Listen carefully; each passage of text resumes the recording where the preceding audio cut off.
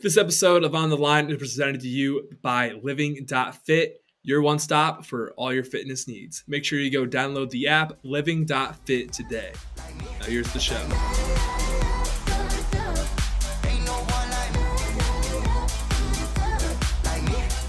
Welcome to On the Line. Today is Friday, September 30th. And we got a great show for you guys. We got Juicy J, Julian Erosa coming off his biggest win of his career against Hakeem Dawodu. Fun interview talking to him. Super raw, super real. Check that out. Once we wrap up with him, we go into our UFC Vegas 61 preview, the Zuck Show. Mark Zuckerberg bought out the Apex. We preview that with Tyler Berman. Do it in our little fun way. And then we wrap up with our medals for the week. So without further ado, if you listen on YouTube, hit that subscribe button. Listen on Apple, Spotify, Deezer, Stitcher, any other podcasting platform. Hit that follow, leave a review. But without further ado, let's go on and dive on into our boy, Juicy J, Julian Erosa. We are joined by a very, very special guest. He's coming off his biggest win of his career. We are joined by Juicy J, Julian Erosa. My man, how does it feel coming off the first win in front of a crowd since the Ultimate Fighter finale? Yeah, man, it was it was definitely something that I wanted a little bit of redemption from the first time. The last time before this, fighting in front of a big crowd on a pay-per-view was at the MGM against Teruto Ishihara back in 2016. I got knocked out. And it was one of those kind of like frustrating, disappointing things that happened forever ago, but it was kind of full circle being able to do it again in a big venue like T-Mobile Arena and get a little bit of redemption that I felt like I was looking for. Does it feel like you got a monkey off your back a little bit? Yeah, for sure. I mean, I think honestly, I feel like I've been more like free rolling in the sense of like getting back in the UFC and doing that. I think the biggest monkey off my shoulder was the Sean Woodson fight because I felt like the Sean Woodson fight. I was 1-4 in the UFC, coming off of 3 losses in the UFC. I had a win on a regional show in between that, but when you're in the UFC fighting, that's basically all people really see. They don't go and follow much of these guys when they go to the regional scenes, unless it's like my coaches, the people who know me. But the average fan sees what you do in the UFC. So me getting knocked out, the fight before that. Hey, Laney, sorry about that. My dog just threw up. Laney, Your dog just threw up? Yeah, my dog just threw up. Yeah, it's weird, but yeah. So I think the biggest monkey off my back was not being able to really showcase what I could do in the UFC. Translating from the regional scene into the UFC cage, and for me to do that with Sean Woodson on a short notice, that was the biggest monkey off my back. And then to be able to have these performances, in the last 5 or 6 fights has been pretty good. But I just feel like I've been free rolling almost. I feel like I have the big monkey off my back now, and so now I'm just kind of going out there a bit more relaxed, and I don't have to prove anything to anybody anymore. No, you don't really don't. Also, by the way, just so it makes it feel better, I didn't hear your dog puking. It was I was all of a sudden you're like, what? So I didn't hear anything. She's a pretty quiet puker. She just kind of hacked it up, and I was like, what the hell is she doing? And I looked over because she likes to lay on my lap most of the time. So I felt something. I was like, what the Oh no, it got on you? No, just a little bit. It's not a big deal. Oh my gosh. Well, now you got to take another shower. No, it's all good. There's nastier stuff in the gym, man. We have staff goes around, so you got to be on top of that. It's just like even before my last fight, I had a couple like little spots on my body that I was getting really worried about because, you get staff. You're not going to be the UFC ain't going to let you fight, so you're not going to pass a physical with staff on your body. So, or you could try to cover it up somehow or some way. But and for me, I just don't want to even have to deal with that. So I try to be as clean as I can. No. So going back to the fight thing, you're talking about fighting loose and things like that. So the past 2 fights, obviously, you've had these guys like they've missed weight. Does that make you fight more loose when they miss weight? You're like, I already got that extra money now in my bank account. Let's just like fuck it. Let's have some fun. Yeah, I think the biggest time that I felt that way was with the Hakeem fight. With Peterson, that was a fight I was like really looking forward to, and I had trained for so long. I was a little upset that he missed weight, but then hindsight is 2020, and after the fight, we got a bonus, and I was like, holy shit, man, I made a lot of money off of him missing weight. So I'm like, I hope people miss weight.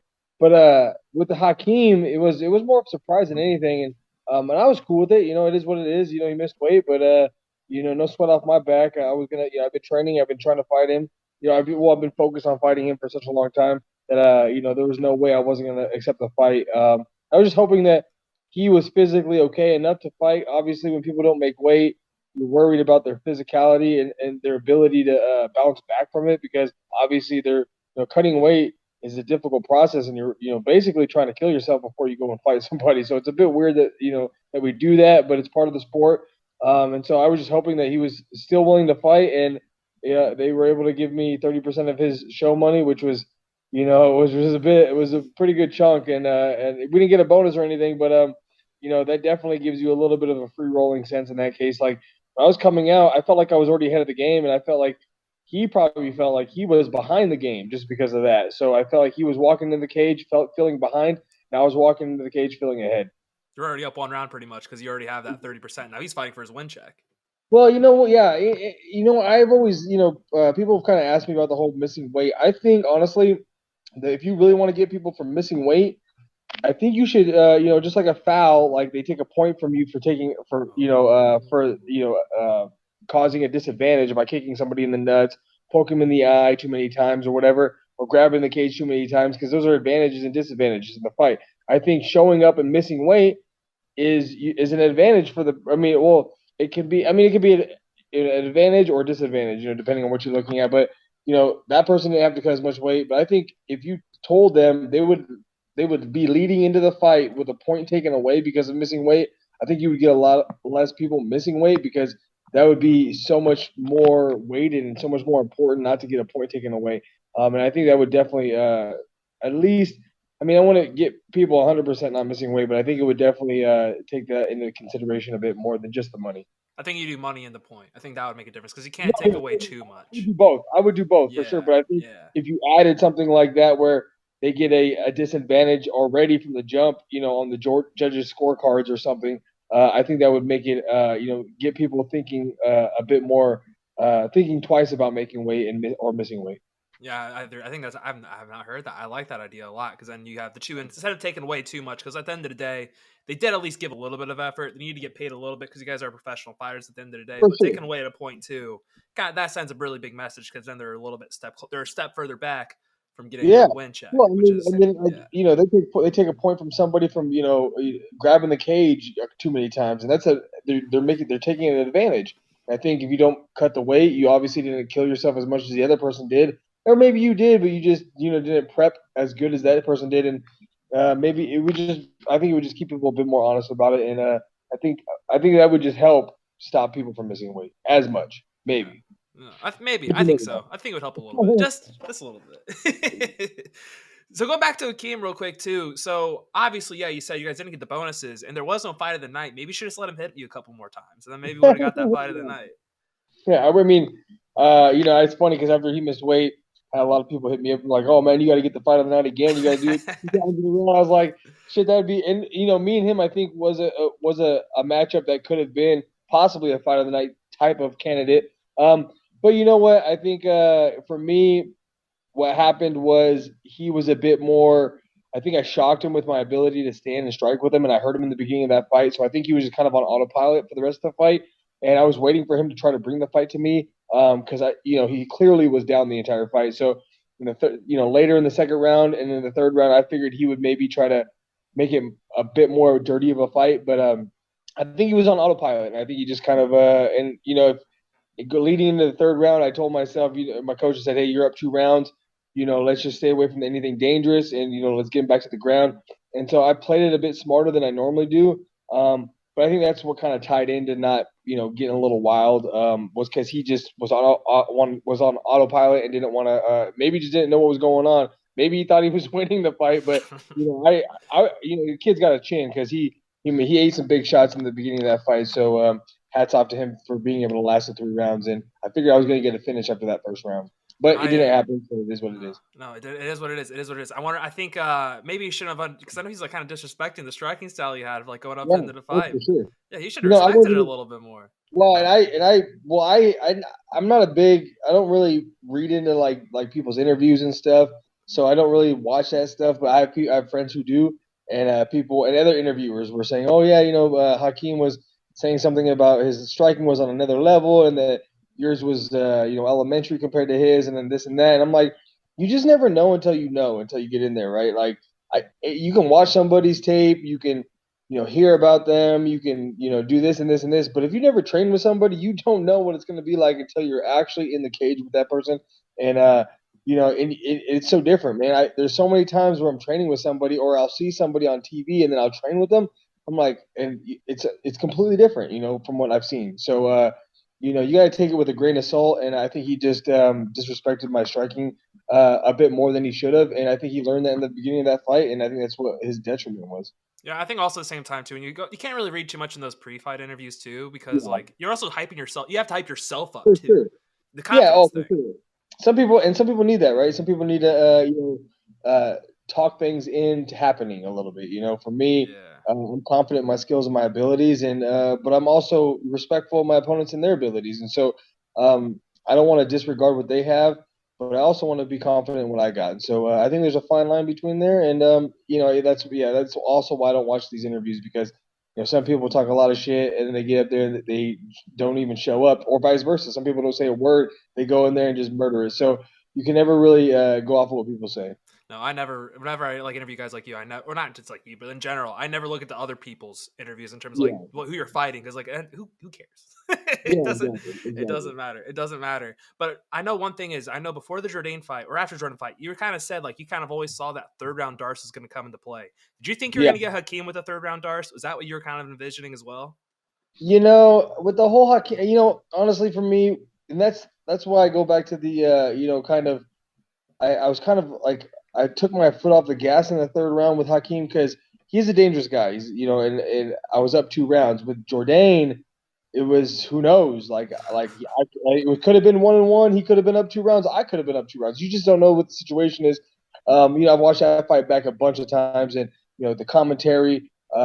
You know, they were saying the fight was really close, so you just never know. And then with the judges, you just don't know either. So for me, I was a bit more. I had a bit more aggression to try to get the fight to where I wanted it to be and try to look for that submission. And I have a really good dart, so I was looking for ways to set that up in that fight specifically. With Hakeem, I was already up 2 rounds, and so I figured if I took his back, I could hold him, possibly get a choke. But if not, I was going to win the fight. And so I think I was just not as aggressive for looking for the finish because I was already up to 2 rounds. And honestly, Hakeem was probably the only fight I've ever went into a third round knowing that I was up 2 rounds, especially in the UFC. Like most of the time, I'm just like, I don't know. And even my coaches are like, I don't know, man. It was pretty fucking crazy. Like, go for it. We got to get a finish. Maybe I don't know. You might be up around. You might not be. So like with Hakeem though, we felt really confident going from the second to third round that I was up 2 rounds, and that just shouldn't just to minimize the risk. And, I felt as disappointed as I am for not having like that like Juicy J all out war. I'm happy and proud of myself for being able to switch gears a little bit and just be a little more smart about the situation. Yeah, it is a little bit the maturity aspect because you kind of look back. What was it like? What when you were cut for the second time? You probably would never Yeah. imagine you would be on this little streak on 3 straight wins, and now all of a sudden you're like on the cusp of the rankings. Which, by the way, Yeah. do you really care about like the rankings of the title? Because I know in the past you said you just like having these fun, juicy J kind of fights, or have you changed from that, or are you kind of maybe like shit? I'm right there. Maybe it does. Maybe I should start caring about it. You know, I think a little bit of both. I think I've matured a little bit more and thought a little bit more about possibly, maybe jumping in there. But at the same time, this is what I do for a career and this is how I make my money. So I think sometimes people get catapulted to the top too quickly, and then they all you can fight is savages, and it's difficult to make a paycheck, your second paycheck, when the other guy is a savage just like you are. And so, everybody in the UFC is like that. But once you start reaching the top 10, you're dealing with guys that just have no quit, that are gonna make weight, all these things. So like it's a little bit, there's a little bit of a gray line there. I want to go out there and have fun fights, entertaining fights. I want to make some money doing this, and but if I can, if I can keep this streak going and start fighting, a couple of guys that are, in the top 10, then yeah, I would do that as well. But honestly, I do what the UFC tells me, I do what my manager tells me, and I think if the UFC is smart, they're going to keep trying to set up these fights with me and other, willing dance partners on the feet because you're going to get fights that are fun, and I think that's why they had me and him as the main prelim. So I think that's a good spot for me and fights with me and guys like that. So hopefully, in the future we can get on those spots again and just just have these exciting fights. I think during that whole fiasco that was UFC 279 and during all the weight misses and things, I think when Akeem missed weight, more people were worried about you guys not fighting than anything else. They're like, fuck, we want this fight. Like, that's the fight we Yeah, all wanted to see because, I mean, obviously now, like, the fights that they made were probably the better fights to make. But, like, yeah, yeah. before that, I think you two were the fight everyone was looking forward to the most. Yeah, I think most of the fights that were scheduled were kind of, like even like the Diaz versus Chimaev was just like everybody kind of knew what was going to go down. Like it was, it wasn't going to be a super exciting fight. It was probably going to be, one guy kind of mauling another guy. And so, but the way they had mixed them up and the way they saved the card was great. And honestly, like people ask me about the whole situation, I really wasn't paying attention to it, but it's nice to be a part of it. Like I was a part of 279, which is one of the craziest, like, reassembling of fights that has ever happened in the UFC. And the way that the fight card kind of fell apart and then they put it back together with three guys or with six guys in three different fights, and the fact that they were all kind of similar in weight. Like they were all kind of welterweightish, and so like you just kind of could mix them up and just pay them a little bit more money on the back end of it, and get the fights to happen. And I think it was a fun night for everybody. Were you, was there a part of you, and I mean, I'm assuming when Akeem missed weight, you're still like, yeah, I'll take the fight no matter what. I don't really care. Oh, 100%, man. Yeah. We train too. I mean, and also the last time I fought was Peterson back in February. So I'm 33 years old. I'm not trying to hang around too long in between fights, especially if I'm healthy and I'm ready to go. So like, I knew about this fight for about 2 months, a little under 2 months. And so I really, you put so much time and effort into these things, man. I spent so much time and effort getting there, getting the weight off, making sure my cardio, everything's ready on point, making sure all the little bumps and bruises are as healed up as possible, and showing up as close to 100% as I possibly can. So if it was on my option, I was gonna say yes 100% of the time. Just give me a little bit of money and I'm cool with it. And when you fight for the UFC like that, I don't think there's much of a. I don't think you have the option to really say no, because I mean you do, but you don't want to be that guy. You don't want to be the No. guy that the UFC can't count on. I want to be the guy that are like, in the last two fights, I've done that. I've showed up, my opponent missed weight, and I could have easily said, I don't want to take the fight because he missed weight. I could have got a paycheck and then reschedule the fight and do it then. But you know what? I want the UFC, I want Sean Shelby to always be able to count on me. If they put me on a card at a date, I'm going to be there on weight, and I'm going to fight the next day to my best abilities. So, there was no doubt in my mind. And it's funny because my coach had messaged me. He's like, so what are we going to do? And then he's like, after I texted you that, I already knew you were going to say, like, we're fighting, like, what the fuck? And that's exactly what I said. I'm like, the fuck, man? Of course, we're fighting, dude. That's what we're doing, as long as he's down. And, it was just a matter of time before I had to go, re-sign the new contract with the 30% of his. And I was good to go, man. They could have given me an expired coupon at McDonald's, and I would have taken the fight. So I was prepared for it. I'm not gonna just cut the weight and then not take the fight. So for me, I'm always 100% ready to go. As long as the commission's good too. Like obviously, like Yeah, yeah. I've missed weight by like 8 pounds, and I think the commission will come in at that point and maybe not let those types of fights. I think it's a certain weight differential. If you're like 10 pounds or 9 pounds or something, like they won't let the fight happen. So as long as the commission's good to go, I'm good to go. Yeah, that makes sense. It makes sense. I feel like, see, yeah, signing that next contract was probably, you're pretty excited probably about that next one. You're like, all right, little extra bonus. So we were good to go. Can never say no to I was that. a bit surprised because I didn't realize the Hakeem's pay was as big as it was. So 30% of his money is pretty good. 30% of his money, I won't like really get into the numbers of it, but 30% of his money was more money than I got for knocking Nate Landwehr out with a flying knee. So You also didn't get a bonus though for that. You got fucked over for that, right? no, yeah, I didn't get a bonus. But what I'm Yeah. saying is that just my win bonus, just my win check for going out there and winning that fight. I got paid more money for Hakeem missing weight.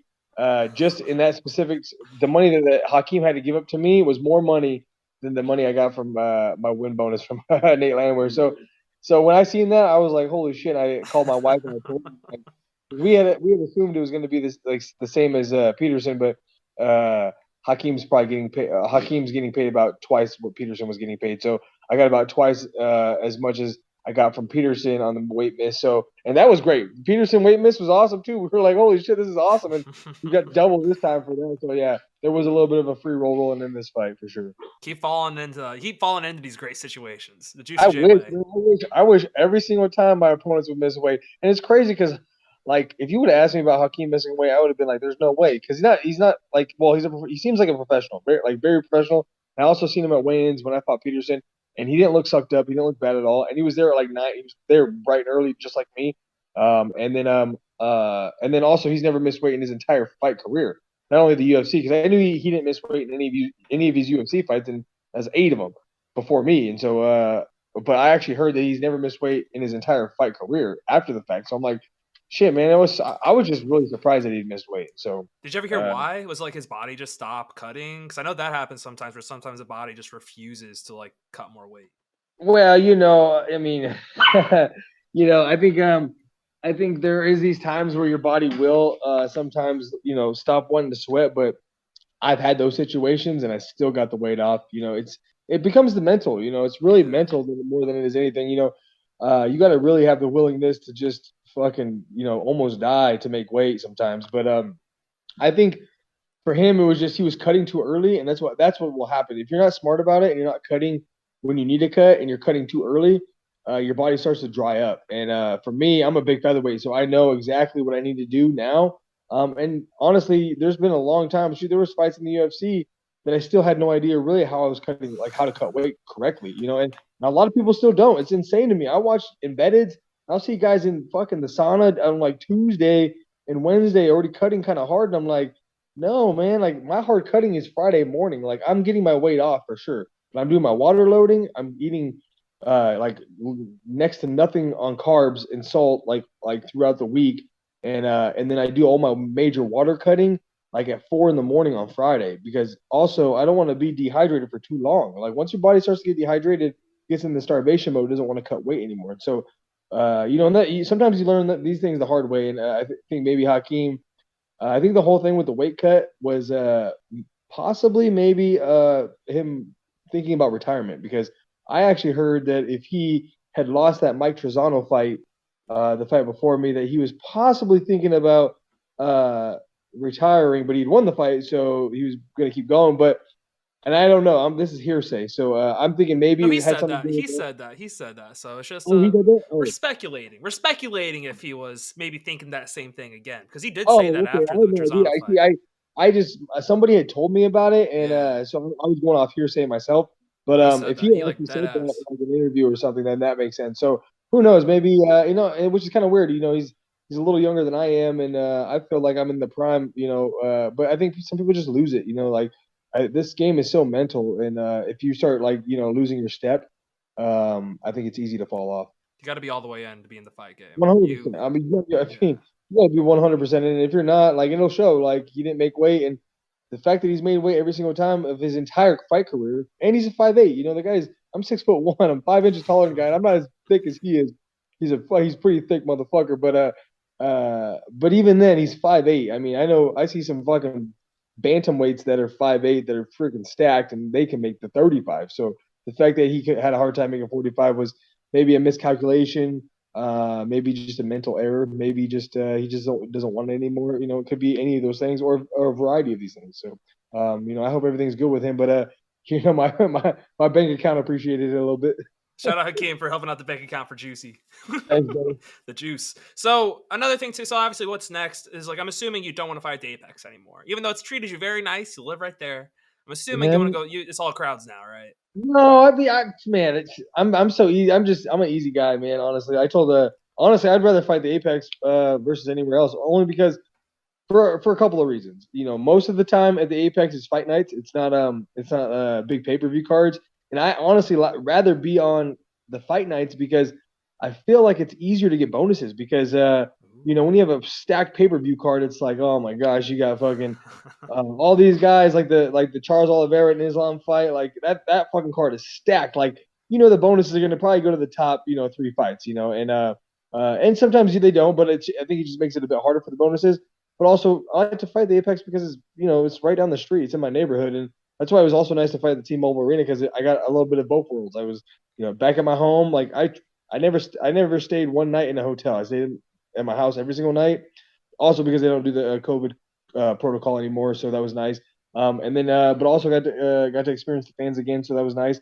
And then right after the fight, come back home and just hang out and feel comfortable. One of the worst things to do is to travel somewhere, lose a fight, and have to travel back, man. Oh man. You lose a fight when you're sitting on a plane, especially if you like have to go across seas, like have to go to like Abu Dhabi or like fucking London or something. Like to be sitting on a plane for like an extended period of time like that, where it's like 10 plus hours, and off of a loss, and then sometimes I know I can't remember exactly who it was, but they got into a huge brawl in their fight, and they had too much swelling that they couldn't. They had to end up getting a plane ride later. They had to postpone their stay there because of the damage they took in that fight. So I mean, there's so many different variables when you're traveling that you have to deal with, and then also with the weight cut, man. Like I said, I'm a big featherweight, and I feel comfortable cutting weight in my house or even just here in town. And I get to go to my practices and do all that kind of stuff. So I don't hate on the Apex at all. And honestly, that's where I got my career back, man. I did so well in the Apex, and would be willing to do that again if I had to. I want to say, yeah, that it feels nice to be back home. Then, like on those flights back the next day, if you're like in London or whatever, you're probably not getting any sleep the night before either. No, You're no, no, wide never, awake never, all night, and then you get never. on the plane, you can't fall asleep in the plane because you're still thinking about what the fuck happened in the fight. Just miserable. And even if you win, I mean, it's the same thing when you win. Like Yeah. even after my last fight, all my last fights, the next night I have a hard time sleeping. Also because I'm eating and drinking stuff that I haven't eaten and drank for fucking like months because I'm having beers, having food, and I think maybe just the excess calories keeping me up at night. And then obviously, you threw your body into a fight. So, but even winning, it's gonna keep you up all night. No matter win, lose, or draw. That next night I have a hard time sleeping, and so you're going to be, kind of have a lack of sleep and have to travel back, man, and just deal with that stuff. And then who knows, man? There's so many variables and things that happen on plane rides. They lose your luggage, they bounce you around. There's delays. I just don't like dealing with that kind of stuff if I don't have to. But then again, if the UFC wants to sign me up to go fight somewhere, I'd be more than willing to travel as well. But I prefer to be home. Makes sense. That makes a lot of sense. Home cooking is a lot better either. And also, like I know, like food when you travel, you have to find the right Oh, foods, help with man. your Well, cut, things like it's so that. nice, man. Like I have everything in my house. I know exactly what I need to Yeah. eat throughout the week. And when you're traveling, it's a bit harder to figure that out. Figure out the cooking situation, the grocery store situation. You go to different countries, you got to deal with that kind of stuff. We have the PI and all everybody that works for the UFC takes good care of us, and they're very accommodating. But it's not exactly 100%. Exactly the way that I like to do it per se. So or like anybody, it's not exactly the way they do it themselves. So, there's a little bit of a difference, and they make it as comfortable as possible. But for me, the most comfortable place to be sleeping is in my bed, and the most comfortable place for me to be eating is my kitchen. So I prefer to be in Vegas if I can, but if not, no worries.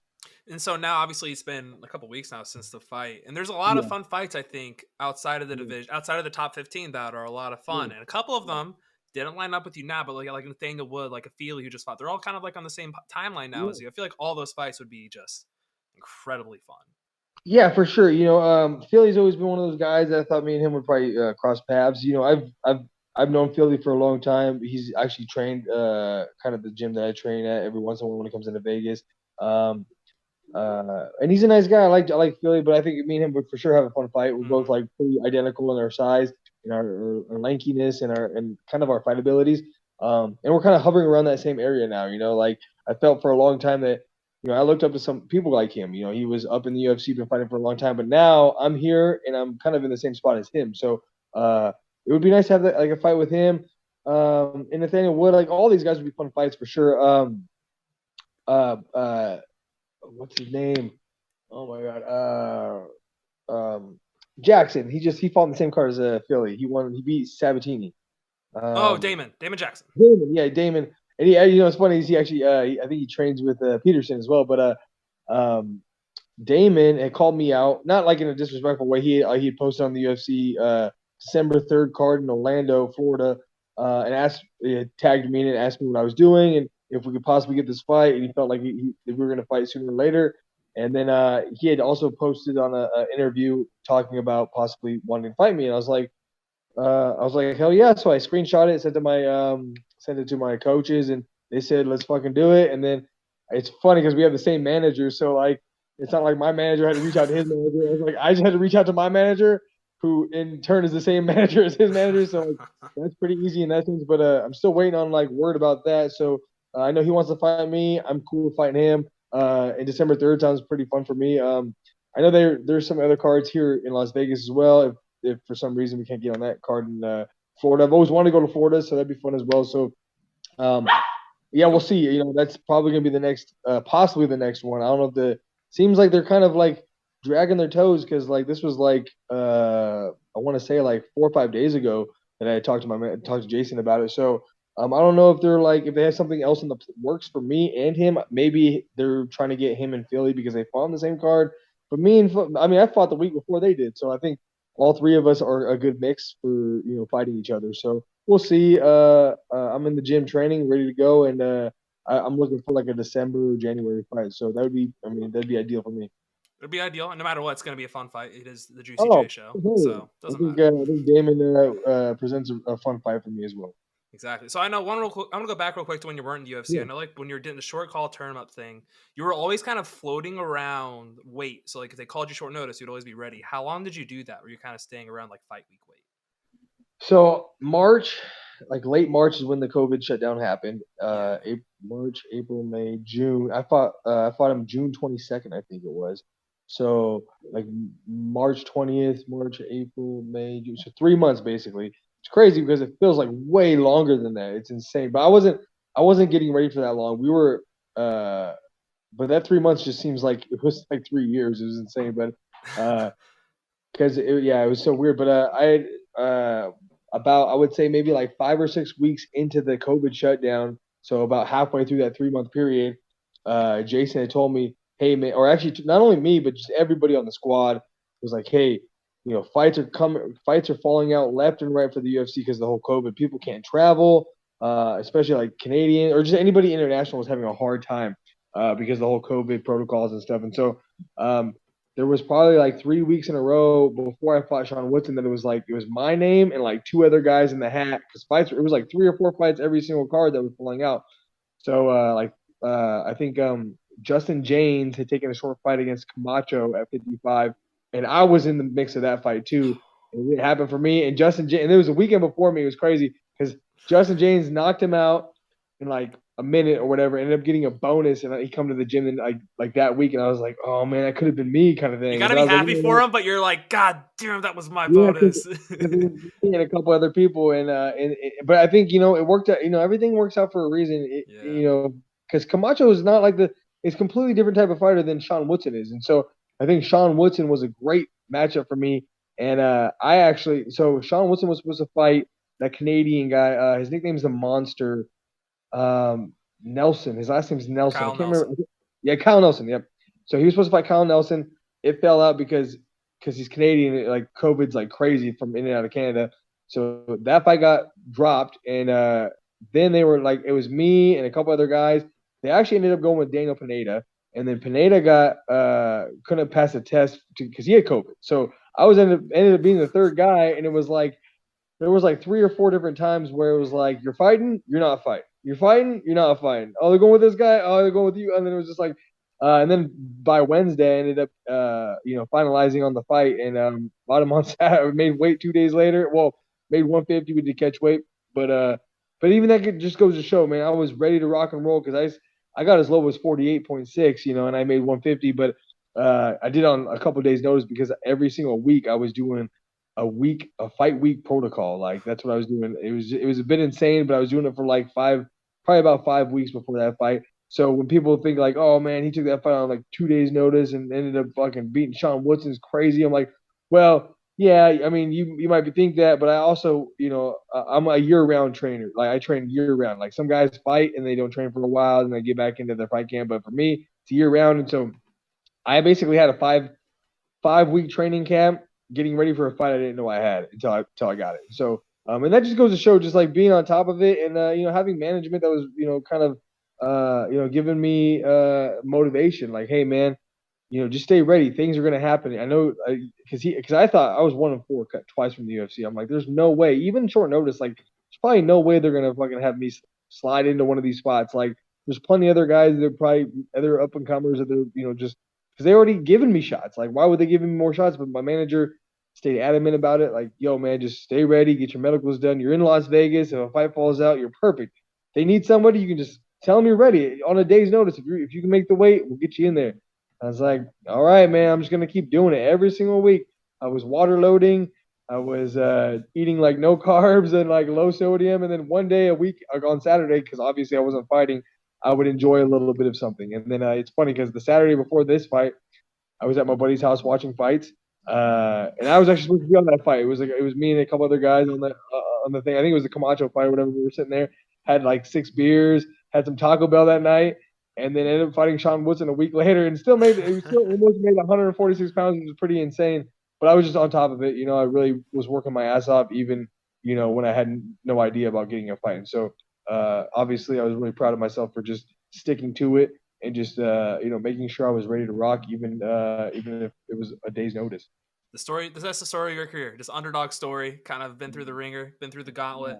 We get to round 3, get to this point, dominating. Round 3 to Rosa, mythical fighter, just fucking dominant. I've always been a my fighting style. I have a gas tank that I can kind of keep going, and it can keep the pressure on people. And I've always been more of a third round fighter. But my problem was for a long time, especially in the gym, was that we would spar for 6 rounds, 5, 6 rounds.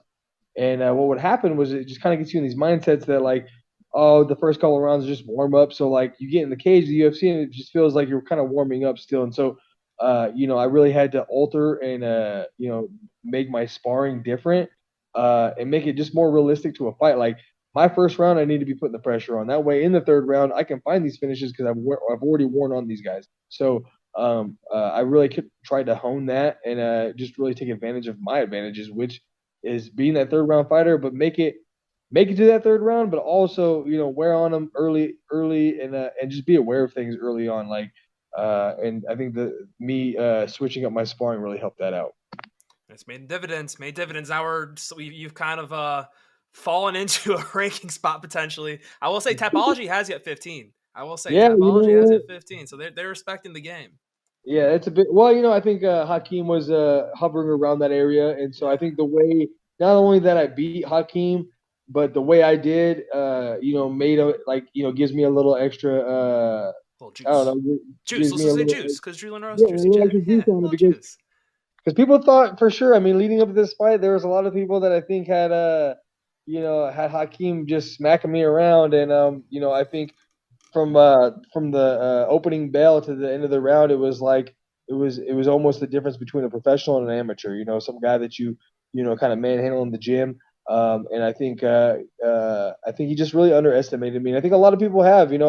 It's easy to do that when the only thing you can see is somebody's UFC career, right? Like if he's looking me up, he can look up a lot of my losses. Me getting knocked out like in fucking a minute against Devontae Smith, me getting freaking knocked out by Julio Arce, me losing to Grant Dawson, losing these fights. But he hasn't seen what, I mean, it's hard to really see what I've done on the regional scene. I fought a lot of tough guys on the regional scene, arguably beat Patty Pimlet over at Cage Warriors for the featherweight belt. You did. No, you did. Not arguably, you did. And so like these things, like people don't really I mean, I got a lot of freaking fights too. So like, in a lot of the fights that I've lost, look at these guys. I mean, Julio Arce's, been a vet of the UFC and done really big things. Grant Dawson's like undefeated in the UFC. I mean, he has a draw against the other guy, but literally hasn't lost in the UFC, and he's moved up weight classes. Devontae Smith had a losing streak, and he's out of the UFC now. But at the time when he beat me, he was 8-1 with 8 knockouts. I took that fight short notice, up a weight class. So like the guys that I've lost to, have done pretty well in the UFC. So it's nothing to be ashamed of. And so, but also on the other side of the coin, a lot of the guys that I've been beating, like Sean Woodson, I'm still his only loss. He's got a draw against Luis Aldana. But besides that, he has no losses on his record. I'm still his only loss. And then Nate Landwehr. I mean, look at that guy's on a freaking terror. And, I knocked him out in a minute. And then you got, like Jourdain, who's been fighting all these killers. And I got a win over him, and then Steven Peterson, who's a huge vet in the UFC. And we just had a freaking all-out barn burner. And then now Hakeem. So it's been just, it's come full circle. And I'm just happy that I've been able to really perform and string these wins together in the UFC. Well, man, that's the time we got for you. I appreciate you coming. I got a lot more. We'll do it next time before your Yeah, next no, fight. no, We'll do it again. We'll run it back. We'll run it back next time before the next fight. But Sure, appreciate you sure. coming on, man. Of course. So yeah, appreciate you, man. Yeah, thank you. Thank you so much, brother. I appreciate it. All right, that was an awesome interview with our man Juicy J, Julian Erosa. Can't wait to see him fight again, hopefully here in December or January. But let's go and dive on into UFC Vegas 51, Mackenzie Dern, Xionan. I think I drilled it. I listened to a couple people say it. I hope I drilled it. But we are joined by special guest Tyler Berman, TV Scouting MMA. My man, what's up? Thanks for coming on the show. Hey, thanks for having me on, guys. Really appreciate you reaching out. Been seeing some of the work you're doing out here, getting some great interviews and everything. So I said, hell yeah, let's do this thing. Why not? Hell yeah, love to hear it. Let's go ahead and dive on into this thing. So, first fight, the Just Bleed fight, the main event, or not main event, the fight of the night that we pick ahead of the scale. Anthony, why don't you kick us off with your Just Bleed fight of the night? Yeah, so I thought there was a layup one for this fight, and I decided not to take it. I took Randy Costa and Guido Canetti. Oh. I think that, we probably see an early finish, but I think while there is a fight, it's going to be nonstop action, nonstop violence. I think both these guys are going to come at each other. Will we necessarily see blood? Maybe not, but I think we're going to see violence for sure. And so I believe this fight's kicking off the card. That is the first fight. That is the very first fight. So, that's always an added little feather in my cap to why I chose this one. But I'm going Randy Costa and Guido Canetti for this fight of the night. Bleed. I like it. Tyler, what about you? Let's go. Yeah, we're going to take a trip to the North Pole. We're visiting Slava Claus. I think him versus Mike Davis, man, that thing just has fireworks written all over it. I think the things that Slava, the things that make him boring are when guys have not just wrestling, but you also have to have like control time. I don't think Mike Davis does more with his wrestling than just to kind of switch things up and keep guys guessing. Like he's not able to hold down Mason Jones extended periods or even, in the past. So I think this fight, kickboxing, and you say that with Mike Davis versus Slava, I mean, damn, man, this one's going to be really fun. And the thing about both these guys, though, that makes it fun is that their defense isn't really the greatest on either side. So, like, both these guys are going to be getting rocked over and over, and they both have sick combos. It's going to be a real fun fight. That's it for me. I like it. I think the best thing about this one is we're all gonna have different choices, which is gonna work. And my favorite thing about this whole thing is you can kind of have different fights put in different places, and it's kind of like putting them in different places. I have a completely different fight. I have John Castaneda, Sexy Mexi going against Daniel Santos. I think this fight's going to fucking bang. So Daniel Santos didn't really have an opportunity to really showcase his talents. He's going against Julio Arce, who I think is one of the more underappreciated guys in the bantamweight division. No bias. He is a friend of the show, but no bias. But I think Daniel Santos is it's going to be a fun fighter. He does spinning kicks, all the other kind of shit. Things that are highlight reel caliber stuff. And then Castaneda hits like a truck. He's a Mexican, so he has that Mexican chin. I just think it's going to be a banger. I'm really excited. I don't think this is going to hit the ground ever. I just think they're going to bang for 15 minutes, maybe. So we'll see. I think it's going to be fight of the night. I think they're going to bleed. I'd assume they're going to bleed. So that is my pick for the fight of the night. So let's get this thing snake draft going. Next one is our Dana White privilege fight of the night. Pretty self-explanatory. People that we think are being set up to be further pushed in the UFC. This one's pretty. I thought this one was pretty easy. It's Randy Brown against Francisco Trinaldo. You have a 43-year-old Trinaldo, a name a lot of people know in the space, and he's a lightweight going against a pretty big Randy Brown. Randy Brown has a pretty significant reach, things like that. He hits hard. He has good jiu-jitsu. It kind of screams like a classic Randy Brown rocks Trinaldo. Trinaldo maybe panic shoots or something of that nature, and Randy Brown gets him with the choke. Kind of feels like that's where we're going to be going with this. I think this is a perfect setup for Randy Brown. It also makes no sense because he just beat Chaos Williams, but either near nor there. I think this is a setup for Randy Brown. So that is my Dana White privilege fight. Tyler, who is your Dana White privilege fight? All right, so now that I'm fully understanding what's going on here, I was doing a couple guesses, but for this one, then I got to go Chelsea Chandler getting the setup here against Julia Stolyarenko.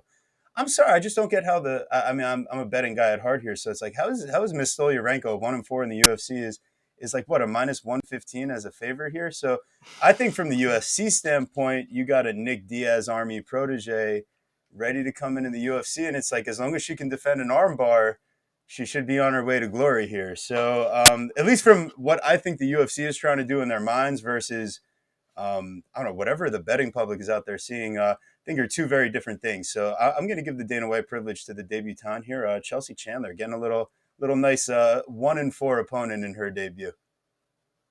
Just worry about the armbar. That's all you gotta worry about. Anthony, you're up. Your Dana White privilege. Yeah, my Dana White privilege is Sadiq Yusuf and Don Seamus, I believe is his name. I don't know. The dude's 31. He's little. He's like 5'6". Little for the division, I should say. But he's 31, little for the division. And Yusuf, and he's taking this fight short notice. And so Yusuf isn't getting like a UFC vet or anything like that on short notice. He's getting some guy making his UFC debut on short notice. Yusuf is, he's pretty talented. I'd say he leaves me underwhelmed at times, but he hits hard. And I think he's a lot better than anybody that this Don guy has fought. And so this is kind of just a layup fight for him, for Yusuf, that is. So I'm rocking Yusuf versus Seamus for my privilege. I like it. I'm mad this wasn't Giga. I was really excited for this fight with him and Giga, man. That was disappointing to see fall out. Yeah, I agree with you. Yeah. All right, so snaking this bitch up. Anthony, let's do your smoke break, walk your dog, go to the liquor store, take a shit fight. Yeah, this was the hardest one for me to choose, and it ended up being Oleinik and Latifi. There probably will be a finish in this fight. Maybe. If there is, it's on the Oleinik side. Latifi can't finish anything. It just can't. But, they're old. They're not very good.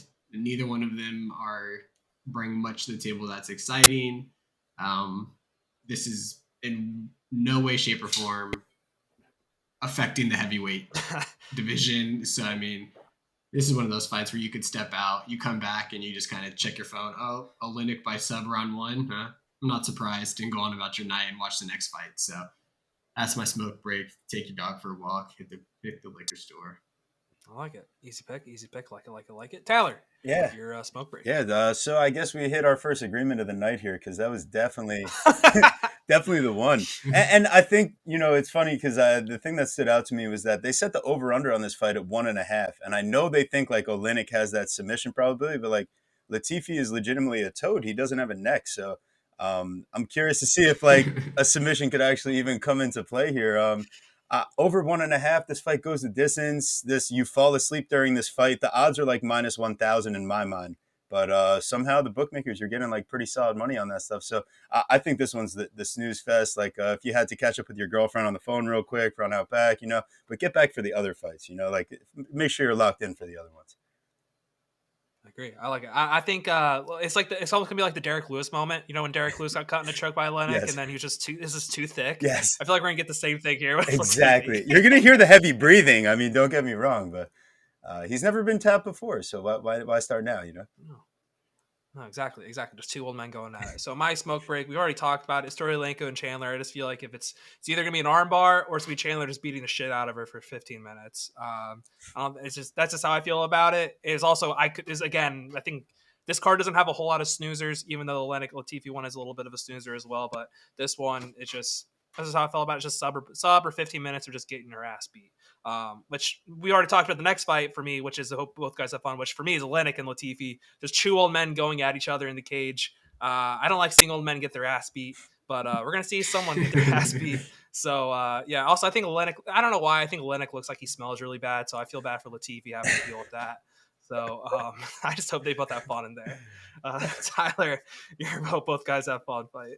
All right, so for me, I was looking at this one. I was saying there are a couple guys I really like for two different reasons, and they're matching up here. Trevin Jones, I really like him just because, like, the dude, I don't know, whenever he wins, it's always against the odds, and you never expect it. And he seems like a real fun dude too. Plus, I know he smokes weed, so like I know we get along in that regard.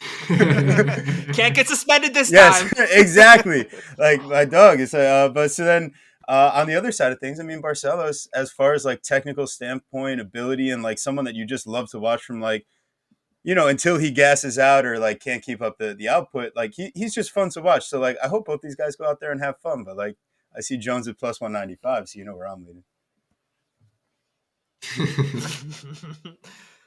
I'm with you. That was actually that's one I had written down originally, but I moved it somewhere else. Anthony, what do you have for your hope both guys have fun? Yeah, mine is Randy Brown and Francisco Trinaldo. I like Brown. He's a fun fighter. I don't think he's in too much of danger in this matchup. And like you said, Tommy, you don't like watching two old guys fight. You don't like watching old guys get beat up. Well, an old guy's going to get beat up on Saturday, and it's probably going to be Trinaldo. So I just hope he goes out there and he enjoys it while he can, because it's not going to be – it's just such a bad matchup from all aspects. So, yeah. Poor Trinaldo, dude. He's gonna get his ass beat. I feel so bad. I feel so bad for him, but it is what it is. That's why you get in the cage. And hey, who knows? Maybe Randy Brown gets clocked. He's got remember when he lost to Nico Price on the ground? I mean, crazier shit's happened. So who knows? Yeah, no, you're right. But Anthony, let's move on to the next one. Snake draft. McKinney minute fight. Fight won't see the judges. Probably ends within a round. So mine is Stoliarenko and Chandler. Oh, I just think, like you guys have kind of said, Stoliarenko is kind of that round one armbar bust, and I think that Chandler kind of has that meanness in her to where she's not gonna kind of like lay and pray if she's on top of you, or if she kind of has you hurt, like she's bringing that fight to you, and she's gonna try to beat your ass. And so I think that she's gonna she'll either get Stoliarenko out of there, probably second round, third round, or she gets fucking armbarred round one, and we all laugh and we're like, haha, how dumb are you? I can't believe you didn't take Stoliarenko by round one sub, idiot. Exactly. That's exactly how it goes. All right, Tyler, your McKinney minute fight. Yes. So I'm going to go with Randy Costa versus Guido Canetti. There we go. As soon as DraftKings drops the line on fight to end by knockout, I'm all over it. Costa's never been the distance. And Canetti, I mean, he doesn't like doing it himself either. So I know both guys are going to come out swinging. And it's like, from like, if you want to pick a side standpoint, it's like, obviously you want to go with Costa, seeing how he could touch up Giannis for a round. But that his gas tank is going to be an issue. So if he can't finish Canetti early, he's going to be in some deep trouble. So I think no matter what, maybe it's not one round if Costa is going to be the guy that loses. But yeah, I got to say this fight definitely doesn't go the distance. Yeah, I picked the exact same fight, the same thought process. Either Randy Costa murders him in one round, or Canetti fucks him up in the second. There is no middle ground. If this makes the third, this is like if I was to sell my liver, if I had to like put my liver on the line and be like, there's literally no way this thing makes the third round. Like one of these two are gonna die.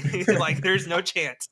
There's literally no chance they make it past. Which people forget. Canetti rocked Cheeto when they fought way back when. So he's got some hands. And Costa, as we said, gasser, can die. It is what it is. We'll see. This is not seeing the judges. So moving on to our Captain Hindsight fight.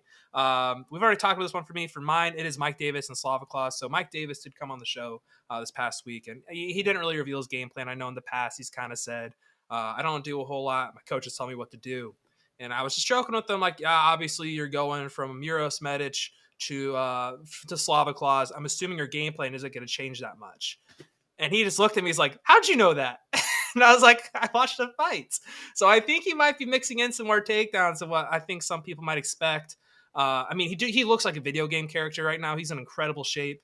I think when we get to the end of the fight, it might look like he should be a lot more than a minus 180, 170 favorite. I think we're going to see this Mike Davis really start to live up to his potential. So that is my Captain Hindsight fight. Tyler, your Captain Hindsight fight. All right.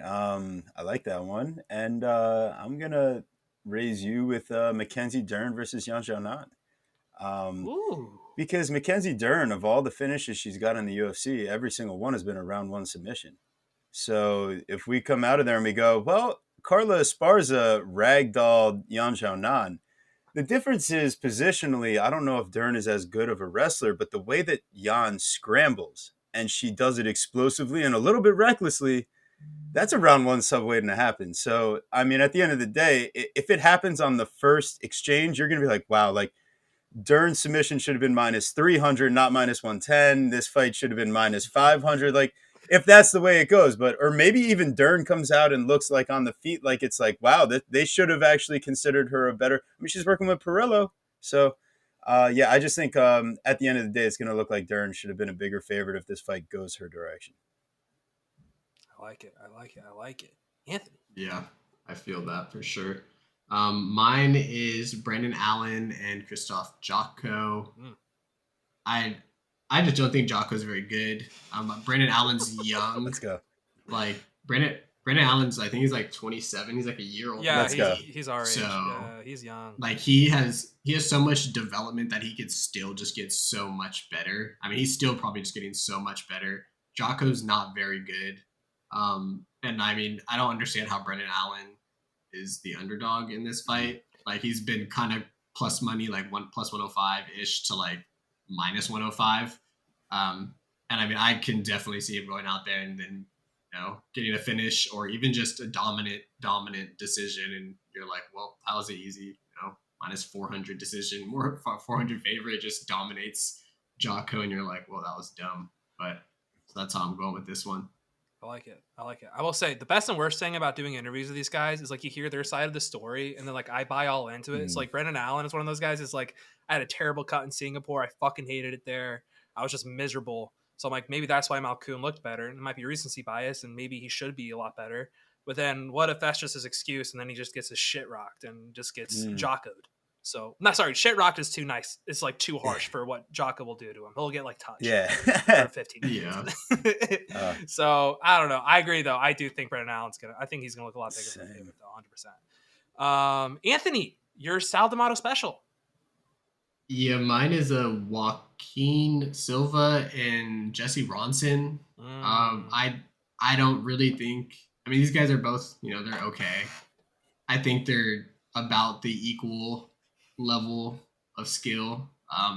Neither are extremely finish heavy guys. And Ronson, I mean, he got finished by whatchamacallit, Rafa Garcia, but it was his first fight back after a very long time off. After getting suspended for the juice. Yeah, exactly.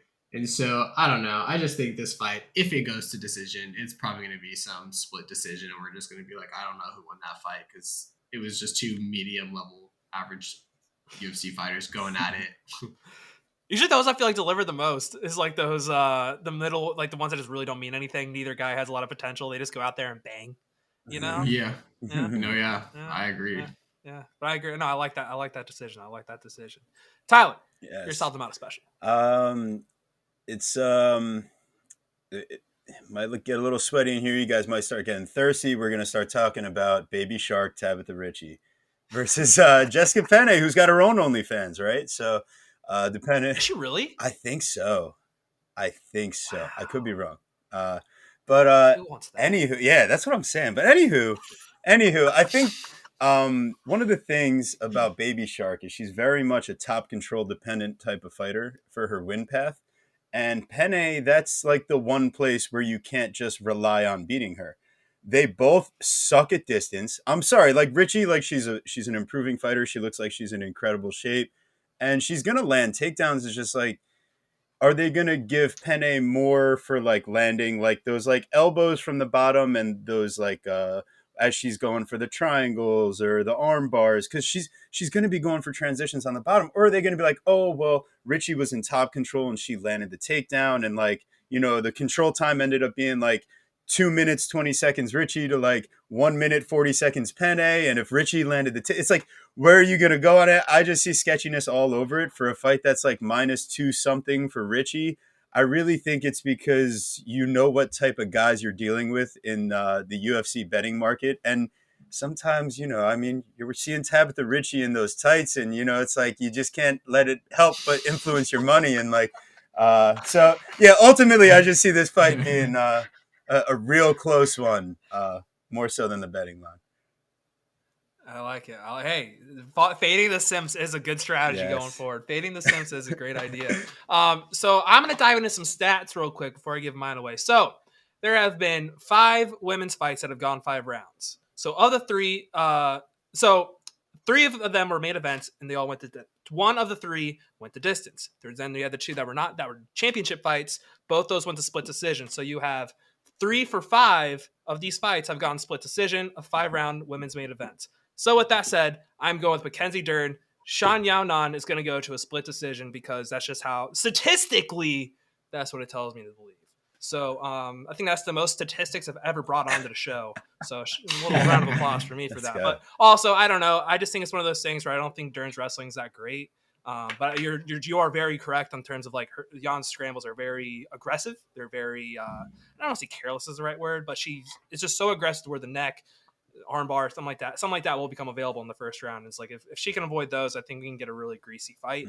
And also just because I don't know, it just screams like a split decision coming our way. So that's my statistically based Sal D'Amato special. Let's move on to our shut up and watch the fight you're most looking forward to watching. We've already talked about this one for us. For me, it's Trevin Jones, Randy Barcelos. I think every time Barcelos fights, he has the grappling advantage. Just wait till he uses it. He's never used it. He's not going to use it this time around. You know who he is as a fighter. He's going to stand and bang.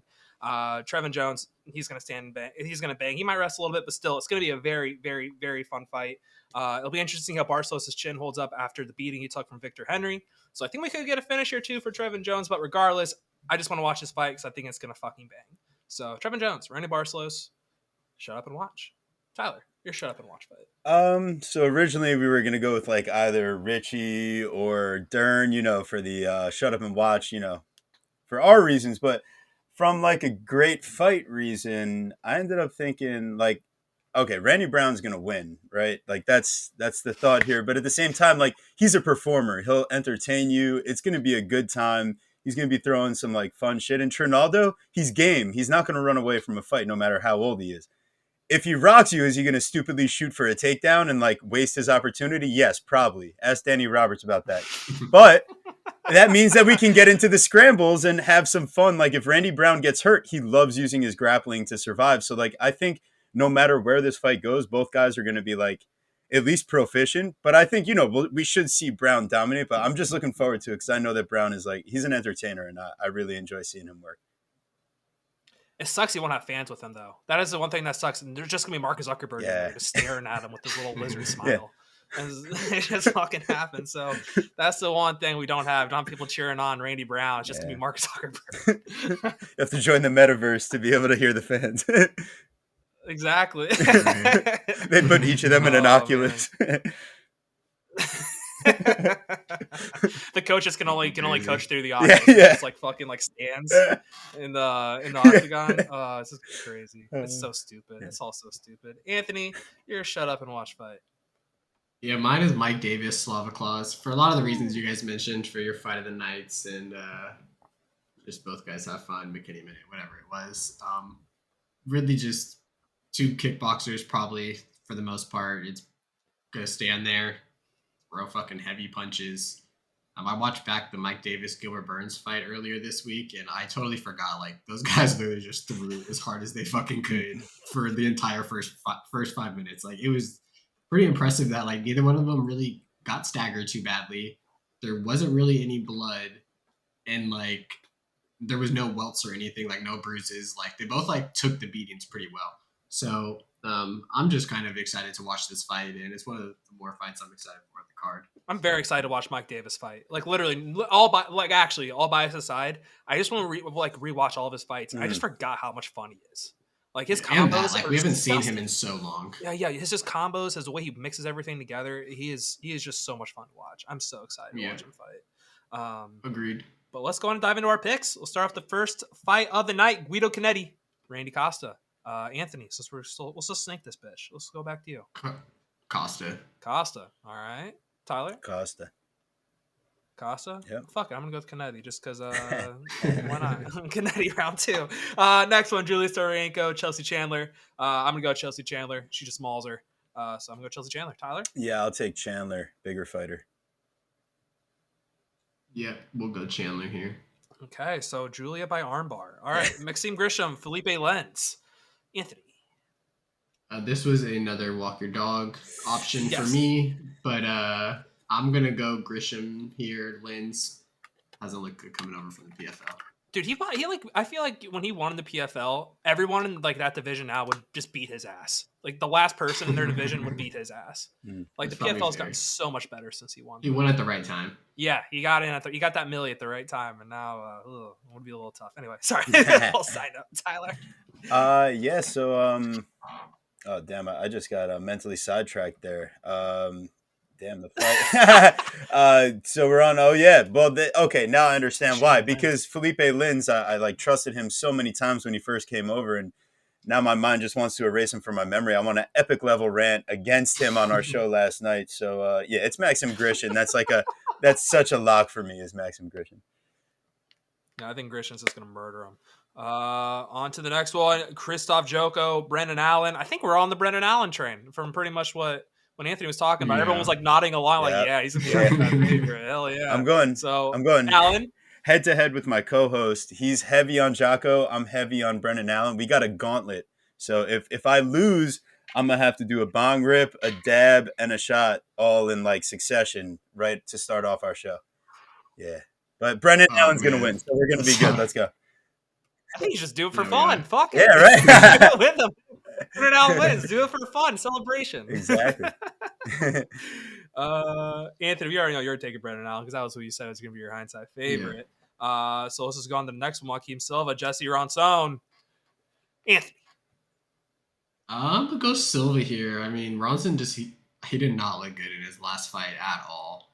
And I mean, he could look better, but I'm going to go Silva. Yeah. I'm gonna go Ronson. Just like, I don't really like either guy in this fight, so you might as well take the dog. So I'll go Ronson. Yeah, I'm going with Silva just because Ronson looked terrible off of his first fight coming off the juice. If he comes back and just looks like he did pre-juice, wouldn't be surprised. But based on his last fight off juice, I got to go with Silva. Jessica Penne versus Baby Shark Tabitha Ricci. No simping. I'm taking Tabitha Ricci. Tyler. I'm going Penne. I might be getting a little too hipster with it, but we're going Penne here. Yeah, I don't know. I mean, I don't know. I like Penne. It's just, if you're looking at like from betting wise, I've had like PTSD from betting like minus 190 like women fighters, especially when it comes to like this grappling aspect, when Penne really is a good grappler as well. So I'll probably go Penne, but I like Ricci a lot. I just think this matchup, Penne like really like suits what Ricci tries to do. Yeah. So it kind of, it's tough for her. She just doesn't have a girl that she could just ragdoll. Mm-hmm. That's fair. On to the prelim main event on ESPN Plus. Alexei Oleinik, Ilir Latifi, Anthony. Who do you have? We're going Oleinik here. Okay. Oleinik. We'll go with the toad, Ilir Latifi. I'm going with the toad too. I just don't know how he gets choked out. He doesn't have a neck. I don't know how you can go against that. All right, moving on into the main card. You got Mike Davis going against. Not even gonna try to say his name. So Slava Claus. I think that's how everyone says it now. I don't think we're gonna get to the point where no one remembers his name's Borshev. Yeah, it's just gonna be Slava. But I'm going with Mike Davis. I just think Mike Davis is gonna start. I think he's gonna start a run here soon. I think this is just the beginning of it. So I'm going to go with Mike Davis. Yeah, I saw the shape Mike Davis was in, and that kind of is like getting me really thinking about these cardio concerns that I was having. So while I was kind of leaning like Slava Claus, I think I was being a hater. That I'll recognize. I think I was being a hater. So it's got to be Mike Davis. And maybe it's Mike Davis and over 1.5 from a betting point, but I'm going to go Mike Davis on the pick here. Yeah, I like Mike Davis as well. I don't know. He looked good in every single fight that he's had in the UFC. It's never looked bad. The only the only time he's ever gotten rocked was against Sadiq, and that was in his Contender Series fight when he was like 22 or something crazy. So yeah, he's gotten a lot smarter over the years. But it is what it is. And also, it's gonna be interesting to see how much he's developed since his first fight, since January 2021. He's in that age range to where. We kind of talk about Brendan Allen, like he's in that age range too, because I think he just turned 28. You can still get a lot better. Yeah, he turned 29. Yeah, so even better, even more maturity and physicality. John Castaneda, Daniel Santos, Anthony. I'm going Castaneda. I think he's kind of underrated, especially what was his last fight against Miles Johns. I think people thought Miles Johns was going to come out here and steamroll him. It was quite the opposite. Castaneda kind of steamrolled Johns. Yeah. And I think he's good. and he has a lot of experience. I mean, he has like 20-something fights already. So I'm going to take Castaneda to get the job done, and probably inside the distance too, because dude's a beast. He's a beast. I like him a lot. Tyler, who you got? Yeah, Sexy Mexi. Santos is a little bit too wild. Castaneda a bit more technical, a bit more volume, and a bit more accuracy, and a bit more reach too. So add that all up, boom, decision for me. But I like Castaneda here. I agree wholeheartedly. I think Castaneda is going to get the dub. I think he's going to rock Santos a couple times, coming off some of those crazy spinning attacks. But I think they both survive for the full 15. But yeah, I agree. I think Castaneda is going to get the dub. Sadiq Youssef, Don Shanice. I got Sadiq. He's first round knockout. I just don't see. I've seen too much tape on Shanice getting rocked and just having the stanky leg. So I'm going Sadiq. Yeah. Yep. Tyler. Yeah, Sadiq. I don't think there's really anything to debate here. It's just gonna be Sadiq. It's just Sadiq murders him. Randy Burslows, Trevin Jones, Anthony. Who you got? I'm gonna go Trevin Jones here. I think he's kind of underrated. I think he's a pretty good fighter. Barcelos is good too, but he's 35. He's up there in age. I mean, he was supposed to be Victor Henry. I mean, Victor Henry kind of beat his ass, in my opinion. I don't see why Trevin Jones can't do the same thing, truthfully. Like, you're telling me Victor Henry's better than Trevin Jones? No. So that's how I'm going. Trevin Jones. Toiler? Yeah, I like Trevin Jones here. I might be a little biased. I like his style. I think he's a smarter fighter and more technical fighter than he gets credit for. It's just about putting it all together. I think you guys nailed it. I'm all on Trevin Jones too. The one of the blonde brothers out there on Trevin Jones. Okay, Francisco Trinaldo, Randy Brown. I got Randy getting him by some random choke. I think he's just gonna rock Trinaldo and eventually choke him out. Tyler, who you got? Randy. Yep, Randy. Easy money. All right, a lot. This main card not very.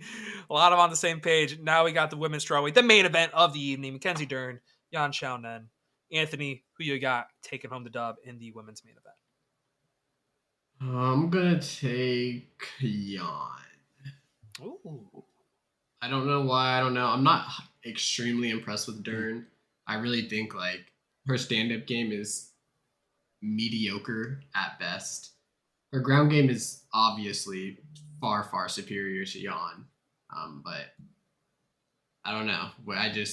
If this gets to the second, third round, you kind of see Mackenzie Dern. When she's striking and she's getting tired, she's just out there just kind of winging it. She looks like she's exhausted. It's visible. And I think Jan could take advantage of her. I mean, I personally think there's going to be a finish in this fight one way or the other. I've been saying Jan by KO or Dern by sub. And I just think it's hard for people to fight 5 rounds. Like, I don't really care who you are. Like, you have to be top level condition, quality of fighter to fight 5 rounds. And so somebody could just get finished purely off. They're just tired and they do something stupid. Okay. Very fair. Very, very fair. Tyler, who you got? Going with Dern. I think we're going to see another level up in her striking. I liked what I saw from those sparring videos. The UFC posts all this promo stuff. Like, she's starting to really put together the fluidity. And as a guy in exercise science here, I know the more that you start learning stuff and putting into practice, I'm in this class called motor learning right now, and you can really see her starting to put together the smoothness to her combos. Now it's all about doing that in the octagon during fight night. And hey, with a coach like Perillo, I actually have the confidence that a young fighter like her that's hungry and championship medal in the mental department, she started to really show a dedication to her game and coming in physically like never before. And even after giving birth, like, I got to give her serious credit for that. And this is her second 5-rounder, right? And this is Jan's first. So I think this is the showcase spot for Dern here. I like it. I think I'm on the same page. You kind of said my whole thing about this entire card is there's a lot of younger fighters who they're still in that age where they can get better. And Mackenzie Dern's in that category. I expect to see her better boxing, better on the feet. So I'm going to have to take her here. But if she just looks terrible on the feet and she gets starched by Jan, wouldn't surprise me either. But for now, taking Mackenzie Dern. So I got a favor. Just trust that she continues to get better. So that's what we got. Tyler, thank you for coming on, man. If you want to go ahead and shout out where we can follow you, watch the show you got, all that other kind of stuff, feel free to do so right now. Thank you. So you can find me at TB Scouting MMA, Twitter, Instagram. If you want to see all my weekly picks, Tapology. Also, I am the co-host of Chronic Combat Conversations.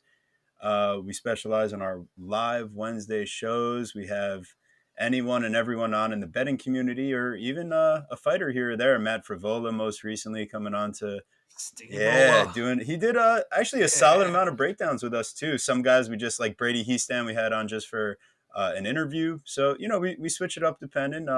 You can follow us there. All of our official bets go out on betmma.tips. It's a third-party tracking service. So not that we sell anything, but hey, I mean, if we're going to put a show out, you're going to listen, we should at least have our tracked record out there so you know what you're getting into. And at the end of it, we just like having fun. So the other stuff that we really started getting into, PFL Media Row. So last time they were in New York, we were at MSG Hulu Theater. So we should be getting back there in November for the PFL Championships.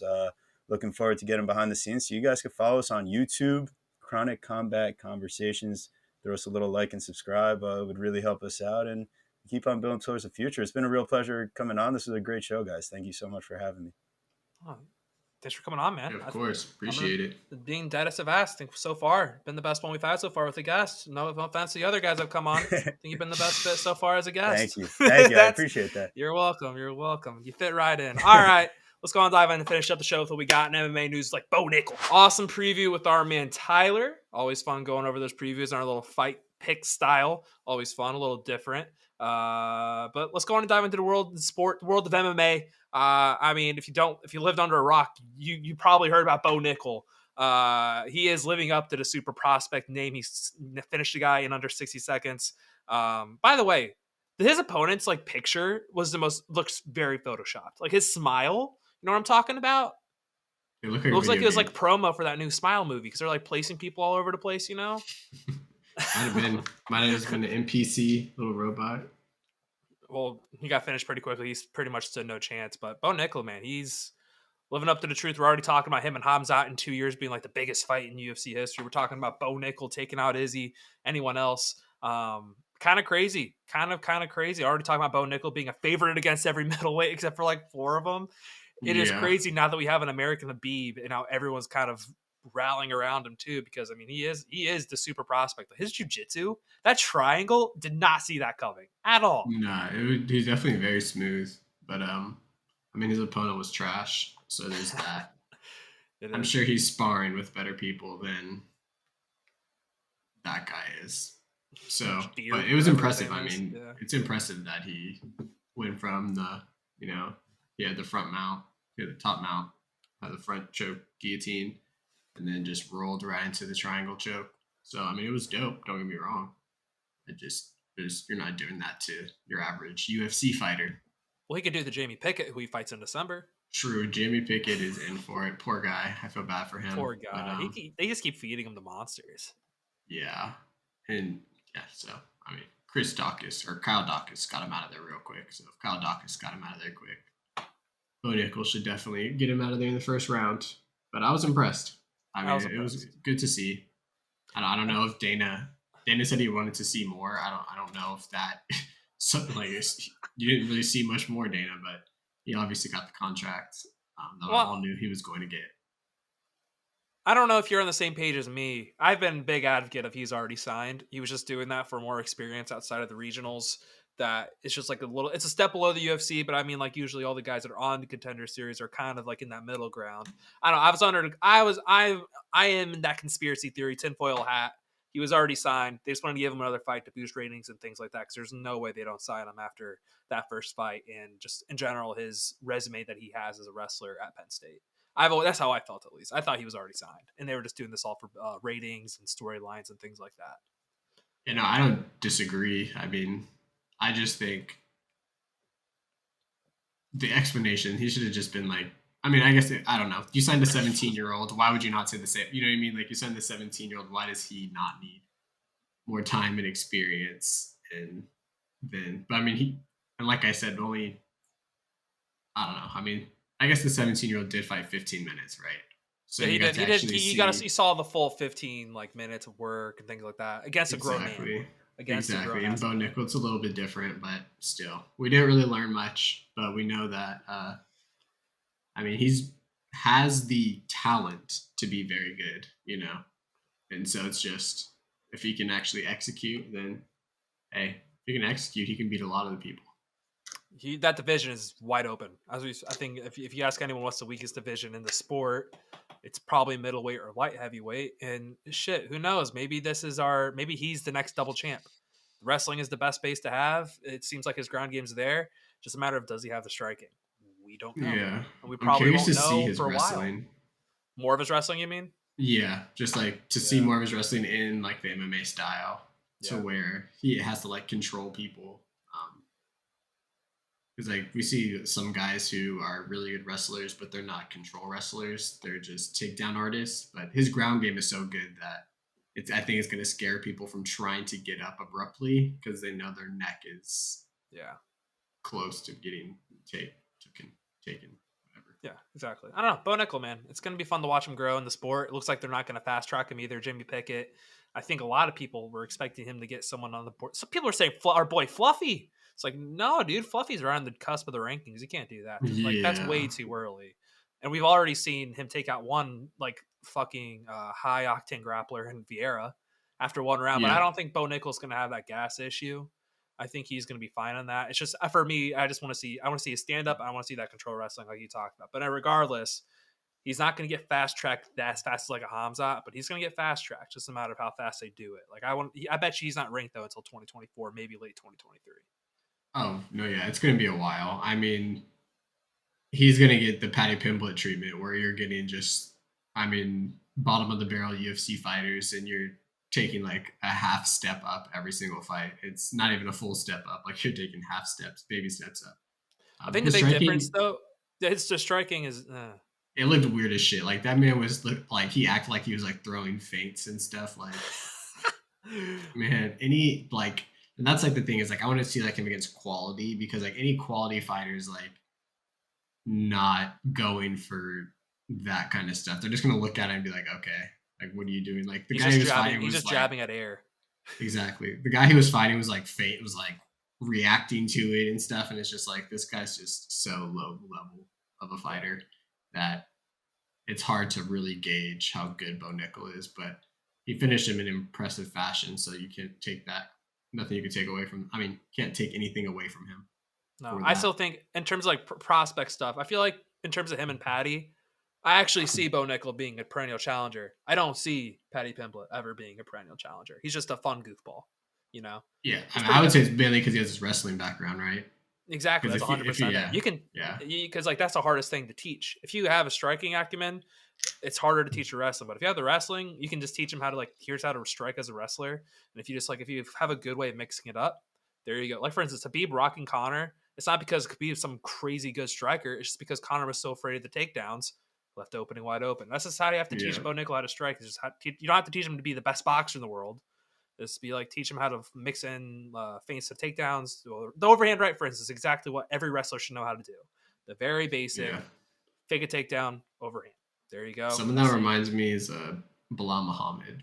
Yeah. Who just has a very he's very underrated in the stand up, but obviously his wrestling and his control on the ground is what makes Bilal. It is. And that's why I think Bilal is going to end up beating Sean Brady, which we'll get into later. We'll talk about that fight here in a couple weeks, which is crazy to think that's so close away. But anyway, Bo Nickal, very excited. Jamie Pickett, December 17th, 7th, 10th, whatever. It doesn't matter. Bo Nickal running through him. Probably in under 2.5 minutes, but it is what it is. Let's move on to, actually, speaking of Habib, aka Coach Javier Mendez, obviously that whole team is trying to talk up Islam, trying to make Islam out to be, the new Habib, things like that. But Javier even went to the point to say he's the best 155er he's ever coached. Hot seat Habib. Is he better than Habib? Is that what he's trying to say? Sounds like it. Hey, I'm just manipulating. Sorry, that's the wrong word. I'm not manipulating words here. I'm just seeing the way he says it. He says he's the best he's ever worked with at 155. That's just how you perceive what he said. This is how I'm perceived what he said. This is how I see it. I don't know. I agree for them. I don't know if I agree with it, but I agree in the sense that if you were to say Khabib and Islam's like wrestling and grappling just as a whole was equal or close to that, I believe Islam's striking is better. Oh yeah, 100%. So, like, I can see why that is the outcome. But I think Khabib was just a lot more dominant earlier on and like immediately, whereas Islam took a moment to start getting finishes and things like that. And then he's finishing a lot of guys on short notice, so there's that too. But he also hasn't really fought anyone, and I think the highest ranked fighter he's fought is who? Dan Hooker, maybe. Yeah, I believe that was on short notice. And that was on short. Yeah, that was on short notice. And then he fought Bobby Green, and now he's getting a title shot. Yeah, again on short notice. And now he's got that doesn't take away what he's done in the gym though, and how good he is in the gym. So no, I don't know. I'm not in there training with him, but again, like you said, I think it's just people pumping up Islam and trying to hype Islam up and make Islam seem like he's the holy grail of MMA and the lightweight division. Yeah, I think that's all it is. I don't think it's anything too crazy, but I'm looking forward to the headlines that come from it. I'm looking forward to see Chael P. Sonnen twist and turn these words into something. So one other thing of note, another thing, Song Yudong, we've talked about him in the past as being pretty much, we saw what we needed to see out of him from the Corey Sandhagen fight. He is going to be a contender. I think he will be champ at some point. He was seeing 3 Corey Sandhagen after he broke his orbital. I don't know when he broke his orbital, but he broke his orbital and he was seeing 3 Corey Sandhagen, and he was in there for the entire fight. Like, he was in there after he broke his orbital, seeing 3 Corey Sandhagens. Like, the little story of Song Yudong and how he battled through that adversity, it's like getting bigger and bigger, the little like story about it, because he was close with a top 5 bantamweight despite having his orbital broken, having that massive ass gash. Like, it was 2-2 on some of the judges' scorecards. Exactly. I think on one of the judges' scorecards had it 2-2, and then the other ones was 3-1. Yeah, something like that. I think it was reversed. I think it was the 2 had 2-2, 1 had 3-1. Okay, yeah, there you go. I was gonna say I could be wrong on that, but I know at least one had 2-2, and so he was right in there. He was in there. But yeah, that's crazy. He's really good. He's so good. He's really good. I don't have any negative things to say about Song. I mean, he's a tough guy. There's no negative things to say about Song Yudong. Yeah. No, he had good defense, good takedown defense. Although I don't know if Corey was out there like legitimately trying to wrestle. I think it was just more to mix it up and get close. Yeah. But I mean, he had good striking. He obviously hits really hard. I think his biggest thing is volume. Yeah. I think if he upped the volume just a little bit, he'd be a lot better, because when he's on his back foot, he's kind of hittable. And I think that's when Corey kept catching him, is because he would just come in with like 1 or 2 strikes, and then Corey would step forward. He hit him with that elbow, and it was like boom, gash. Boink. And so I think if he was more active, it would avoid people willing to throw so frequently at him. Yeah. But Corey's also top of the line, one of the best bantamweights, so you can't take anything away from Corey either. He's good, and I mean his goal.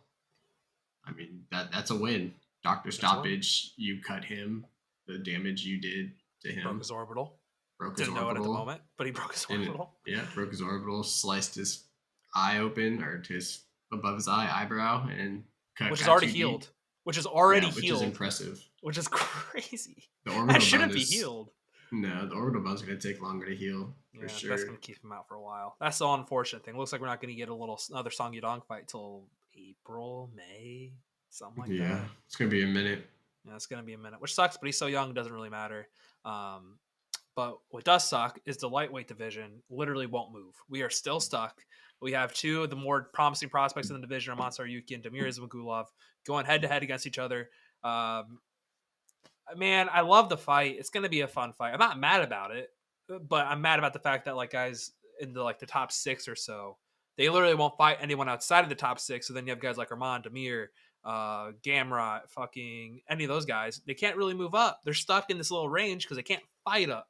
I think Fazeev is now kind of at that point too. Like, he calls out Justin Gaethje. That's like the only fight that makes sense in that division. That makes a lot of sense, but they won't take it.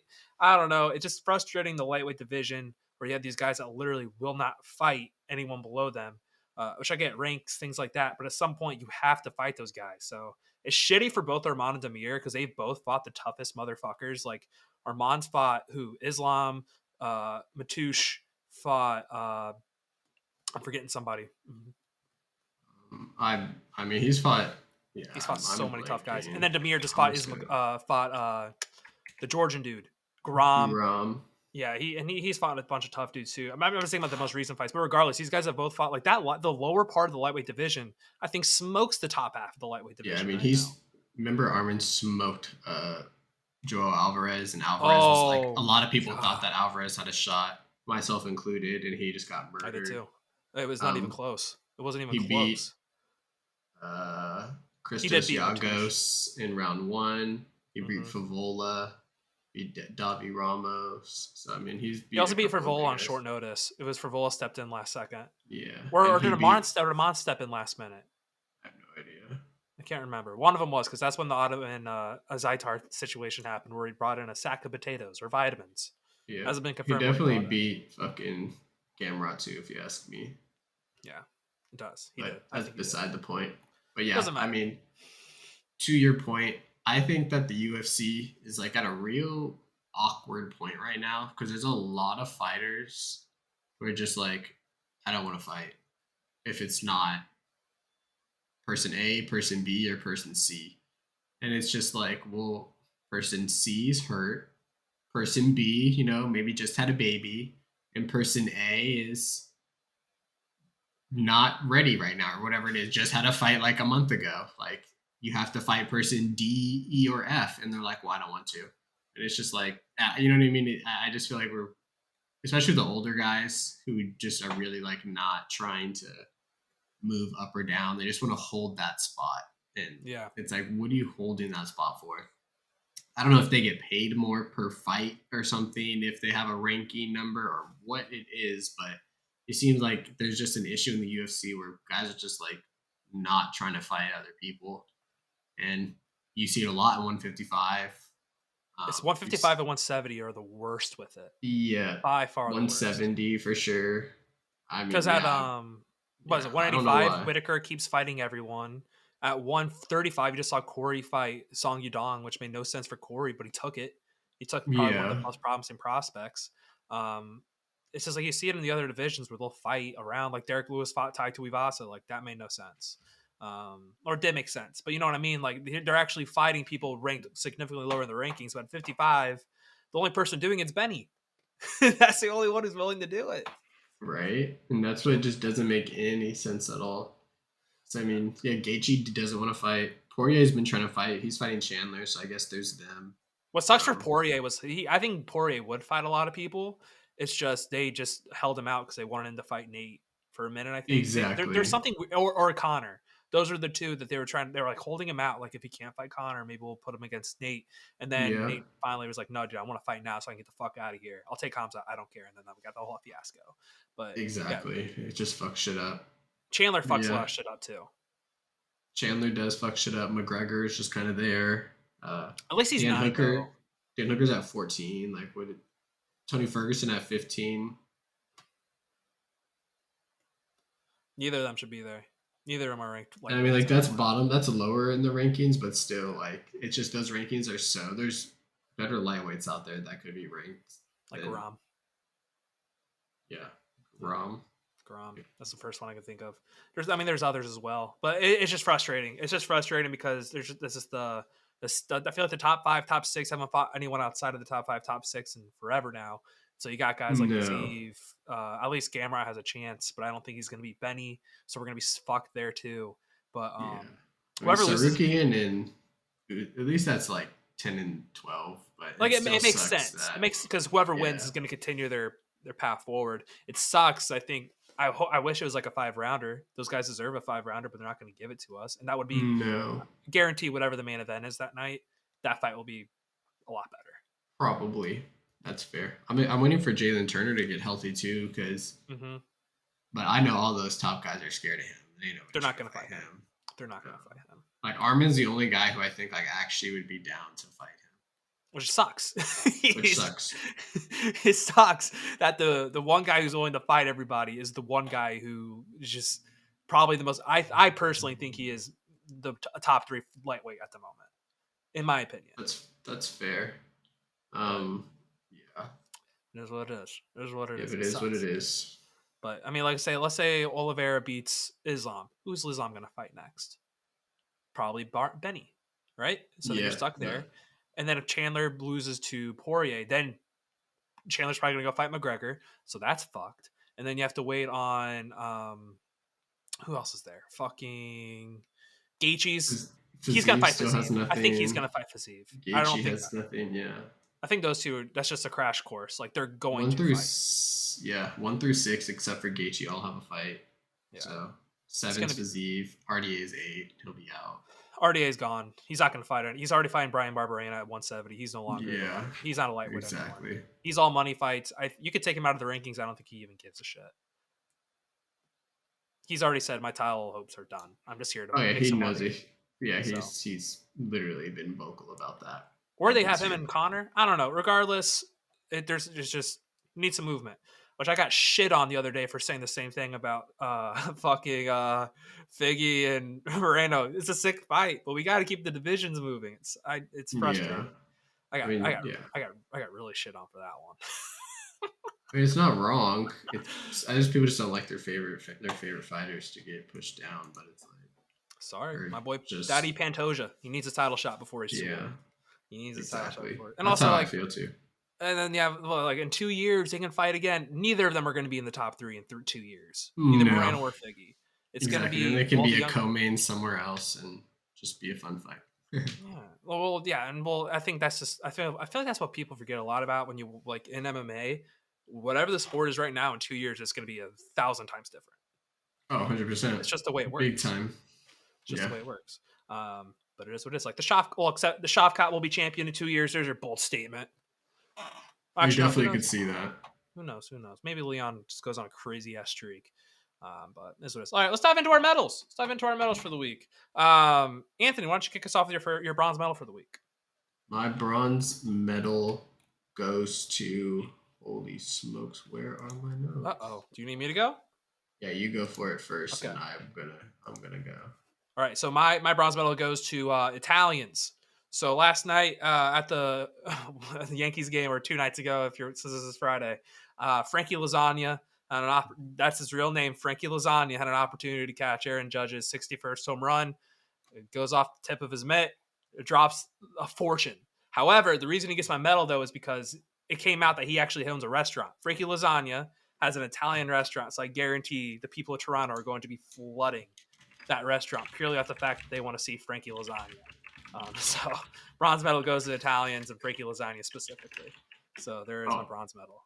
I saw that, and that man was so disappointed. Oh my God, he was so sad. So like he was like they showed like just different clips throughout, and he was just in his feels, man. I was like, oh no, poor guy, poor Frankie Lasagna. I can't believe his last name's Lasagna. That's hilarious. That's not real.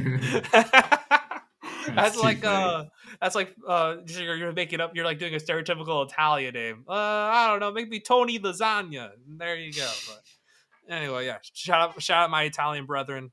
Anthony, why don't you give us your bronze medal? So my bronze medal goes to people. So there's the hurricane. You know, it happened in Florida. So it goes to the people who just basically say like, why didn't you evacuate? To like it's like some people just couldn't fucking evacuate. It's just life. You can't just always just pick up and go. And it's always just dumb when people say that and people's homes are ruined. You're like, where did you evacuate? It's like, okay, well, you know what? Shut the fuck up and go on about your day. So that is what my bronze medal goes to. It's just people like that. Truthfully. But shout out those people who don't understand. Not everyone can just pick up all their shit and get away.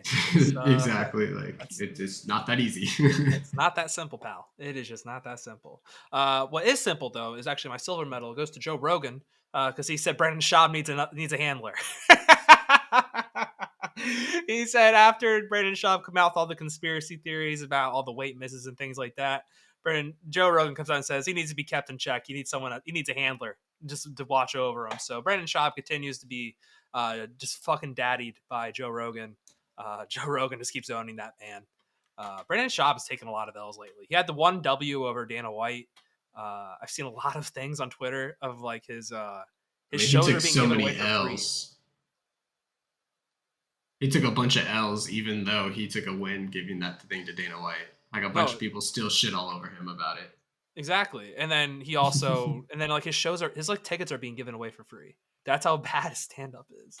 But no, my silver medal, back to the main point, goes to Joe Rogan.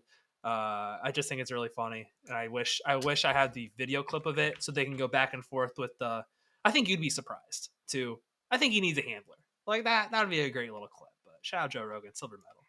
It would be a good little clip. But my silver medal goes to Arman Sarukian. And we kind of touched on it, but it really just is because he's not afraid to fight anybody. The dude is in there. He's ready to fight literally whoever the UFC wants to put in front of him. And could it fuck his stock up? Yes. Did taking the Gamrot fight lower his ranking? Yes. Did it potentially lower his stock to some? Yes. Does he care? No. Is he fighting someone super tough?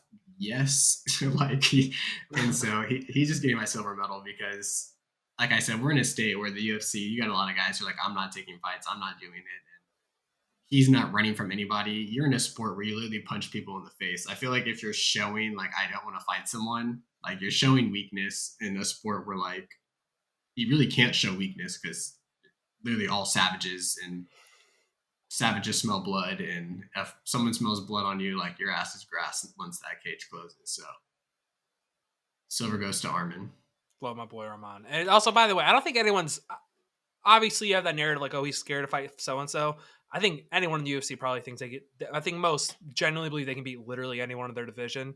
It's like the risk advantage. It's like, oh, this guy's tough. Exactly. And, that's what it's more so. It's just the risk advantage. Which is you can still say they're ducking because you're like, that risk is not worth it. Maybe that's a better word. I should have. They're ducking the fight instead of they're not scared. Ducking. I don't think they're like, oh my god, I'm gonna get my ass beat. Let me not fight this guy. Oh, I bet there's some guys when Hamzat was on the come up, they're like, oh fuck, I don't want to get mauled. I mean, there's definitely. I'm sure there's some guys out there who like they're like, nah. Like Stephen Thompson wasn't trying to fight Shavkat. He's probably like, no. He straight up said no. Yeah, he straight up said nope. So he like stuff like that. Like they know. They know. We all know.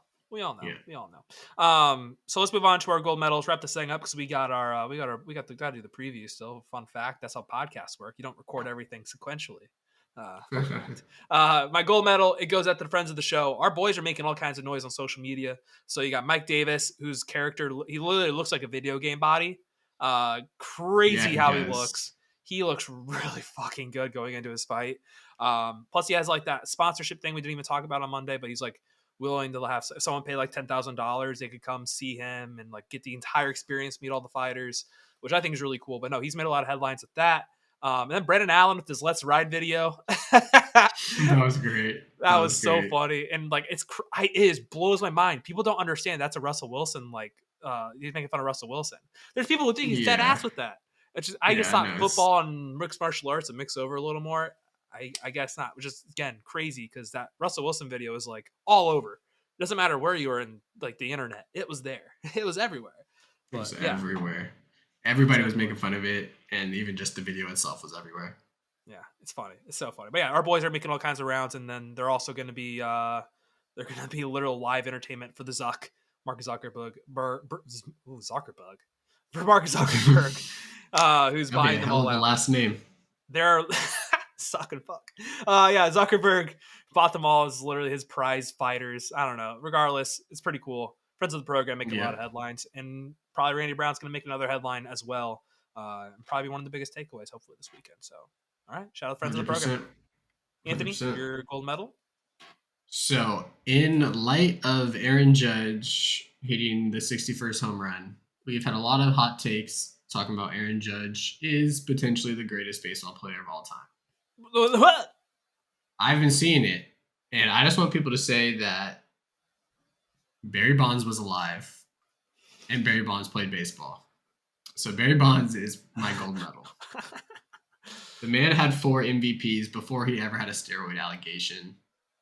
Like, he had a Hall of Fame career before he ever went to the Giants. Just go look at his Pirates record, his Pirates stats, his Pirates accolades. Dude was a stud. So my gold medal goes to Barry Bonds. And if we had winners and losers, my loser would be to the people who think Aaron Judge is the greatest baseball player of all time. And they want to blame steroids like everybody doesn't fucking use steroids. There we go. There's a real answer. Everyone's on steroids. Aaron Judge is on steroids. Especially in baseball. Like, oh, yeah. Especially in like that.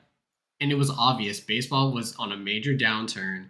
And then all of a sudden, like, people just started hitting bombs, and almost every pitcher's throwing 95, 96, 97, 98. And we got 95 mile an hour sliders. Like, no, that shit's roids. That's not juice. There is levels, like, sure, guys get better, but it's not, you don't get like that. It's not like that. No. I think the only people I genuinely don't think are on roids are two guys who just keep getting hurt and they can't stay not getting hurt. And that was Ken Griffey Jr., who had a great career before he just kept getting hurt nonstop. And then Mike Trout, because he's also just constantly getting hurt. And kind of funny because they're probably the best overall players, but they just literally can't stop getting hurt from being just crazy men. And that's fair. But that's Barry fair. Bonds, in terms statistically and what he did, he is the best. But it is what it is. He is the GOAT. That's what we got for the show. We will see you guys on Tuesday. Fun interviews. Go over the recap. All the other kind of fun shit. We'll see you guys on Tuesday. See you. Ain't no one like me. Like me. Like me. Ain't no one like me. Ain't no one like me.